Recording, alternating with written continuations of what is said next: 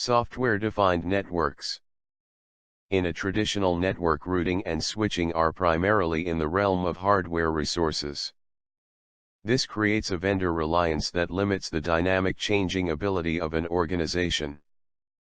Software-defined networking, SDN, is a network concept to designing, building, and centrally managing a network.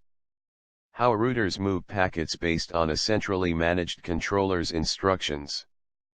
Software-defined networking, SDN, primary features are flexibility, vendor neutrality, and the use of open standards.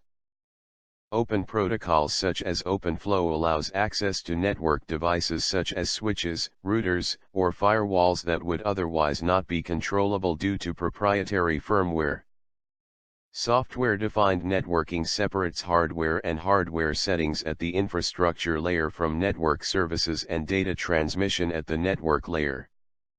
Software-defined networking separates hardware and hardware settings at the infrastructure layer from network services and data transmission at the network layer.